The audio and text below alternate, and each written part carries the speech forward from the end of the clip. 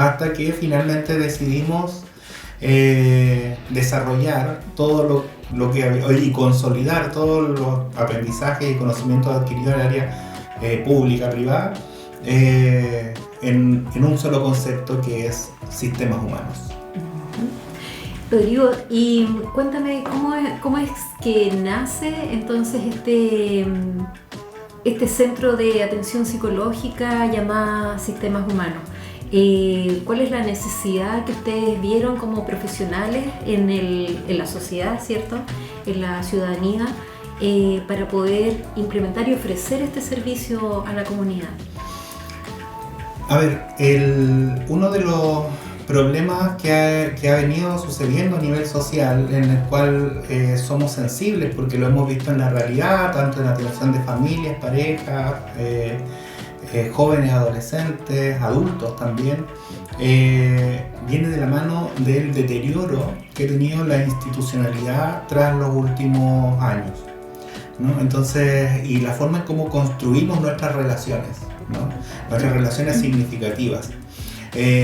Como hoy día los chicos en los colegios, lo estamos viendo por ejemplo, nos están dando síntomas, porque eso hay que verlo como un síntoma social, ¿ya? Del gran sistema, y nos está mostrando que en realidad nos hemos ido enfermando como sociedad. Por lo tanto, yo hace tiempo que me dedicaba a la lectura, a filosofar, lo sigo haciendo por supuesto, pero hace unos años atrás más hacia la reflexión y escribir, y me empecé a dar cuenta que no sacamos nada con ver la realidad desde lo intelectual, sino que en definitiva algo teníamos que hacer nosotros como para poder contribuir a la sociedad. Entonces, desde esa perspectiva es que surge una visión más amplia que nos permita entender que los sistemas humanos se da en todo el contexto del convivir humano, ¿no? Abordar a las personas de manera individual es como, digo yo, echar agua a un balde roto, ¿no? Hay un autor que lo leí hace varios años atrás que planteaba algo parecido a esto. Decía que una de las críticas que se le puede hacer a la psicología es que finalmente la psicología mejora, ¿cierto? Pero inserta a la persona al mismo sistema, entonces el sistema lo vuelve a enfermar y vuelve nuevamente a necesitar ayuda, ¿no? Entonces, desde esa perspectiva es que el enfoque sistémico, por ejemplo, a mí me ha dado muchas más herramientas para poder abordar de una manera más integral al individuo en el contexto social, porque aborda al individuo y aborda el contexto. Por eso es que una de las principales apuestas que tuve al formar este centro fue reclutar inmediatamente a una trabajadora social que ya llevábamos tiempo trabajando y que esta mirada tan particular la pudiera también adoptar, o la tuviera ya por lo menos internalizada en términos de formación, y que nos pudiera abordar el fenómeno, me pudiera acompañar a desarrollar, el abordar el fenómeno de la violencia como gran contribución que pueda hacer sistemas humanos, principalmente en la región. En tres ejes principales, Alicia. Nuestro enfoque terapéutico y nuestro diagnóstico social implica tres ejes fundamentales de abordaje. ¿Cuáles son esos ejes? Que es donde se desenvuelve una determinada persona. El eje familia, ¿cierto? Debemos entender que la familia es el pilar central de una sociedad, ¿no? El eje familia, colegio o escuela o educación, ¿cierto? Todo el contexto o el sistema educacional en sí, en donde también juega un rol importante. Y el tercer eje es el eje trabajo, ¿no? Entonces, ¿cómo se articulan esos tres, ¿no? Porque cuando uno trabaja con una persona, ¿no? Esos tres ejes o esos tres roles, ¿verdad? Están presentes en una sesión. Claro, o tiene problemas en el trabajo, o tiene problemas con el hijo, ¿cierto? O tiene problemas en su relación familiar, ¿no? Entonces no los podemos mirar de manera aislada ni de manera separada. Hay que mirarlo de manera integrada, ¿no? Por lo tanto, ese eje para nosotros es fundamental, y todos nuestros proyectos y diseños de modelos terapéuticos de intervención apuntan al abordaje de esos tres modelos, de esos tres de esas tres dimensiones en las que se mueve un determinado sujeto, una determinada persona. Fíjate qué interesante, porque anteriormente en la entrevista que tuvimos con Marcela, que también la invitamos acá a participar, ella, dentro de justamente los servicios que ofrece, que me señalaba que ofrece el Centro Psicológico Sistemas Humanos, hablaba justamente de que ellos ofrecen ofrecen capacitaciones, ciertas charlas, no solamente a colegios, a empresas, y trabajan justamente con el área de familia, a través ya sea de mediaciones familiares o también de terapias familiares, ¿cierto? Y también con personas que ya sea que tienen problemas quizás o dificultades en el trabajo, o también en sus mismas relaciones interpersonales con otros. Entonces, fíjate qué interesante que esto tiene un asidero en el fondo que tiene relación también con los ejes que tú me señalas. Entonces tiene esa coherencia entre lo que ofrecen junto con la visión que tú tienes que ustedes tienen de los sistemas humanos en el fondo. Exacto. Para nosotros la antítesis, bueno, tal cual como lo dicen varios teóricos que han abordado en parte este tema, la antítesis de la violencia es el amor, ¿no? Y claro, si uno lo entiende, es mucho más profundo que esto que voy a mencionar, pero si uno entiende las emociones como un flujo permanente en donde hay distintos tipos de emociones dentro de ese canal, por decirlo así, que es uno solo, entonces muchas veces con la misma intensidad con la que se ama, ¿cierto? O con la que se quiere, ¿cierto? O surge un afecto positivo, para decirlo más técnico, también surge un afecto negativo, ¿no? O sea, con la misma intensidad con la que uno ama, podría decirlo así, con la misma intensidad también uno odia, ¿no? Entonces, la intensidad, ¿cierto?, que se da en los fenómenos de relaciones sentimentales amorosas es un potencial riesgo, ¿verdad?, para las personas en la medida en que no logran comprender o entender cómo funciona esto en las relaciones humanas. Por lo tanto, cuando uno llega a ver en terapia de pareja, por ejemplo, las personas que acuden conmigo, qué sé yo, a nuestro centro, las personas llegan y lo único que quieren es separarse, ¿no? Ya no se quieren escuchar, pero están ahí como última opción, digamos, para salvar la relación, ya sea porque la pareja pidió, o sea, el hombre pidió, ¿cierto?, o la mujer pidió una hora, o ambos pidieron, ¿cierto? Pero claro, lo que uno se empieza a dar cuenta ahí es que las personas no se escuchan, ¿no? Entonces, ¿por qué hago énfasis en esto? ¿Por qué me extiendo un poquito en esta área? Porque respecto de tu pregunta, la violencia es transversal, ¿no? O sea, las personas por lo general, y así creo que es a modo de diagnóstico del área social, las personas tienden a pensar, ¿cierto?, que la violencia es sinónimo de una acción. Claro. Pero la característica nuestra, y cuando descubrí ya esta situación y la empecé a desarrollar hace ya varios años atrás, 10 años más o menos, me empecé a dar cuenta que había un error en comprender la violencia como un sinónimo de acción. Y ahí caemos en las definiciones causa-efecto que tiene Barudi, ¿verdad?, que tienen distintos autores. Que son más lineales. Que son más lineal causal, causa-efecto. Por lo tanto, una persona violenta, ¿verdad?, es porque, genera una persona agredida, ¿no? Claro, un agresor y una víctima. Exacto, ¿no? Entonces, por lo tanto, tendemos a solidarizar con la víctima, ¿verdad? Pero eso no resuelve el problema, porque el agresor o la persona que agrede, de alguna manera, va a agredir a otra persona. Permanentemente va a estar encontrando otras víctimas. Entonces, desde esa perspectiva, es que eso no resuelve el problema de fondo. Por lo tanto, desde esa perspectiva es que yo empiezo a entender que la violencia no puede mirarse desde un punto de vista causa-efecto, ¿ya?, que es donde se sustentan la mayoría de los programas sociales hoy día, ¿no? Sino que debe mirarse desde un punto de vista de fenómeno. La violencia como un fenómeno instalado en las relaciones humanas, ¿no? que es parte de las relaciones humanas, es parte inherente de las relaciones humanas. Entonces, considerar que la violencia es parte de las relaciones humanas nos hace responsables de cómo poder sacar la violencia de nuestra acción, ¿no? Porque finalmente la violencia, al ser parte de nuestras relaciones humanas, nos hace responsables, ¿no? Nos hace responsables de no elegirla. Pero resulta que en nuestras creencias nadie nos enseña a nosotros a convivir desde la no violencia.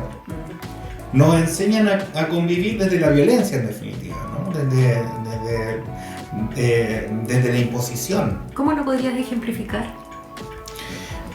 Por ejemplo, cuando el nivel de tolerancia que tienen las personas muchas veces respecto de las relaciones, entonces de las relaciones de pareja, entonces este sentido como tan romantizado, ¿verdad? Que lo único que genera es o una persona que espera que el otro haga algo, ¿verdad? Claro. Y el otro lo hace, ¿no? Y si lo hace, entonces bien, se cumple la expectativa, pero si no lo hace, entonces es mal. Y eso que hace el otro puede ser positivo, entre comillas, o puede ser negativo, entre comillas. Pero ambas cosas, las positivas y las negativas, tienen que ver con las expectativas, ¿no? O sea, las conductas negativas que pueda presentar el otro, como por ejemplo agresiones, ¿no? O sea, por ejemplo, el hecho de si el otro me controla es porque le intereso, si el otro me cela es porque me quiere, ¿verdad? Entonces, si el otro no la cela y no la quiere, entonces, o sea, si el otro no la cela y no la controla, es porque no la quiere. Exacto.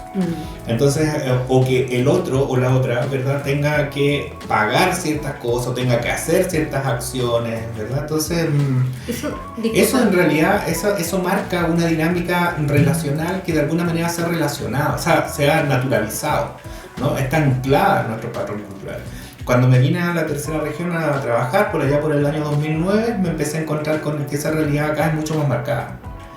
En la cuarta región era mucho más marcada en las zonas de minería, por ejemplo. ¿Ya? En la comuna de Liguera, que es un lugar donde trabajé en los primeros años, me empecé a dar cuenta de que era así. O sea, la mujer espera el hombre proveedor, la figura del hombre proveedor, el hombre se deprime cuando no puede proveer, cuando no puede trabajar, cuando no puede producir, se siente mal, se siente que no es hombre. Claro. ¿No? Entonces, ese fenómeno instalado que ya lo he empezado a ver, había un lugar que se llama Chungungo en la cuarta región, que está dentro de la comuna de Liguera, que se abastecían mayoritariamente de la pesca artesanal. Entonces ahí era muy simbólico y muy claro de ver, ¿no? O sea, toda la familia estaba en función del hombre que era pescador, pero no había mujeres que fueran pescadoras. Entonces el hombre tenía un sentido de protección, de control, y eso era muy bien valorado. Pero sin embargo, por ese modelo de control, ¿cierto?, le daba a él la facultad, ¿cierto?, de poder controlar y disponer también de un otro. Es decir, termina por hacer que el otro sea un objeto, ¿no? Acá en Copiapó eso también se ve, ¿no? Siendo que es una ciudad más grande. Y claro, porque tiene tradición minera. El tema es que Copiapó tiene mucha población flotante, entonces por lo tanto, claramente en esta hay como una mezcla cultural, pero se mantiene arraigado sobre todo ese tema en la cultura, es decir, en las personas. Eso tiene que ver un poco como con el lenguaje del amor que tienen las personas, ¿o no? Tiene mucho que ver con eso, con cómo de alguna manera construimos las relaciones, ¿ya?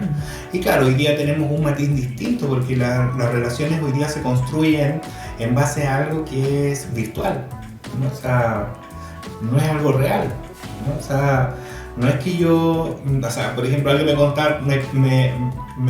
me contacta por Instagram, me dice que yo le gusto, o le da like a las fotos que yo tengo, ¿verdad? O la chica que sube una selfie, o el hombre que sube una selfie, para buscar validación también en su entorno.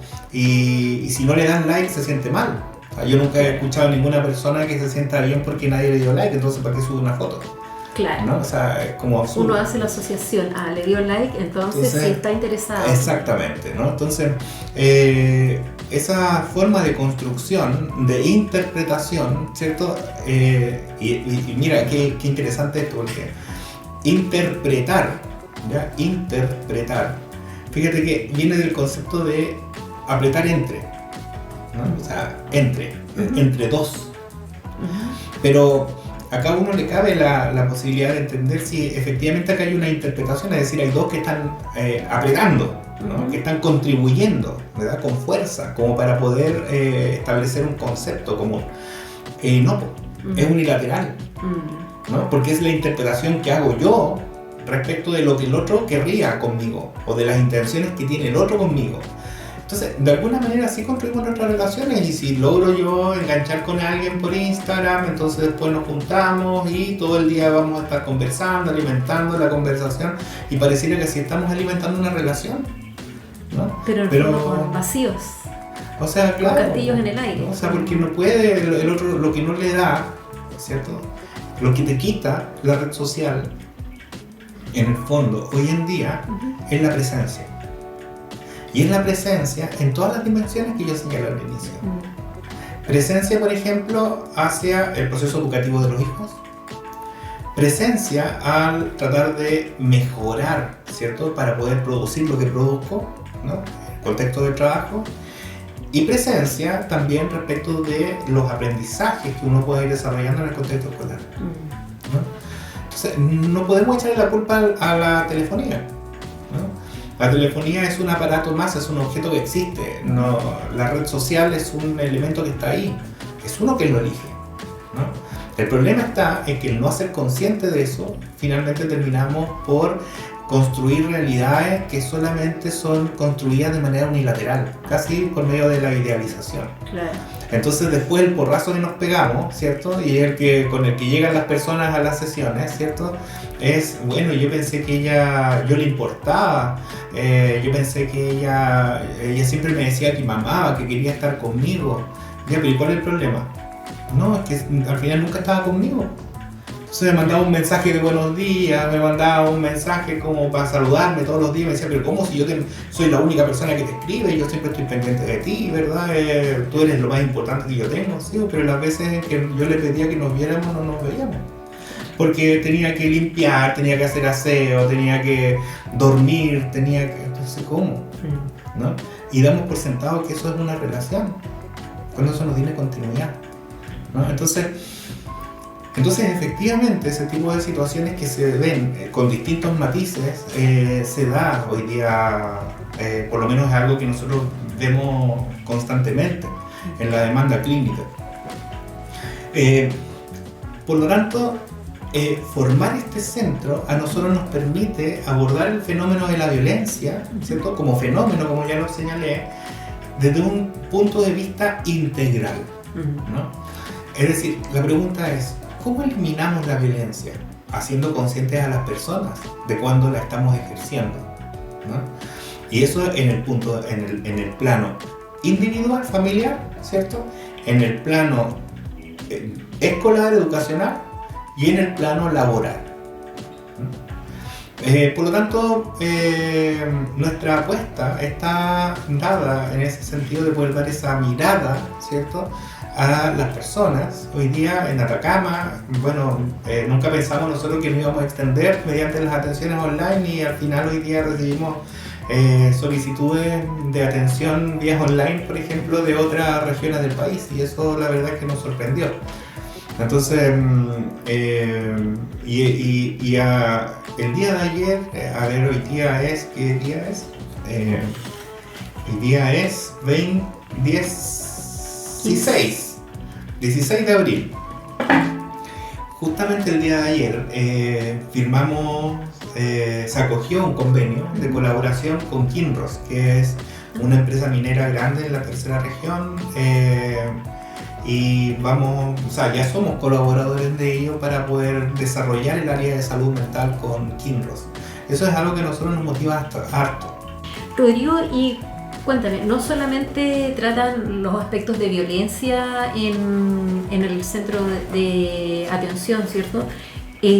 ¿Cuáles son las otras temáticas que mayoritariamente se podrían dar, o qué otras temáticas podrían abordar? Bueno, lo clásico es en los colegios, por ejemplo, los apoderados siempre dicen, no, este niño se porta tan mal, yo voy a llevarlo al psicólogo porque el niño tiene problemas. Claro, pero cuando uno lo ve se da cuenta de que en realidad siempre los niños son un reflejo de lo que pasa en el sistema familiar, Claro. ¿no? Ya sea por temas de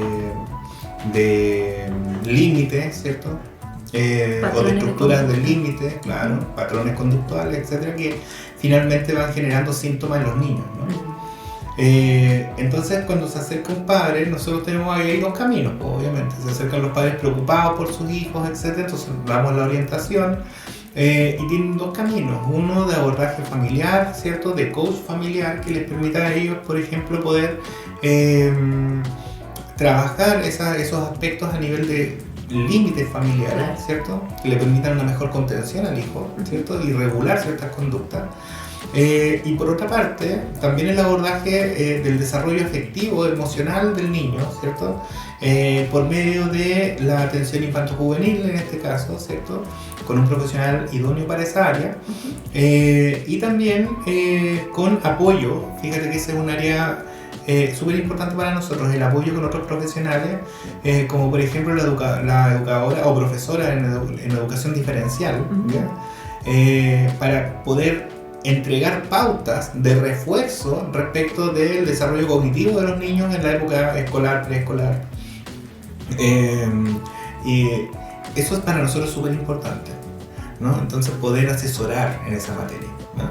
Y algo que es para nosotros bien innovador, que yo hace mucho tiempo, desde que trabajé en la Junta Nacional de Jardines Infantiles, siempre lo he pensado, que es necesario desarrollar, que es la educación inicial. Es algo que es más innovador, que es el desarrollo cognitivo, ¿cierto? Y afectivo de los niños en la época, en la edad inicial, en la edad temprana, ya sea antes del nacimiento como después del nacimiento, ¿cierto? El trabajo de fortalecimiento del vínculo, ¿cierto? De la madre con el bebé gestante, El apego, digamos. ¿cierto? El apego. Poder preparar también a la madre respecto de eso para poder generar un buen contexto, ¿cierto? O un contexto no bueno, no me gusta hacer juicios de valor, pero un contexto apropiado, ¿cierto? Para el desarrollo del niño.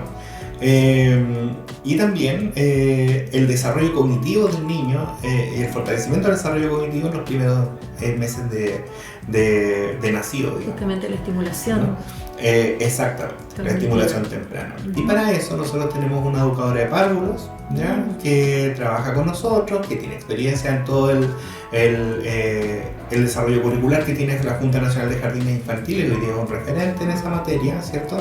Y trabaja en esa línea, ¿cierto? Durante el embarazo, ¿cierto? Y posterior al embarazo. Durante los primeros, independiente de lo que el chico pueda recibir, ¿cierto? En el establecimiento educacional.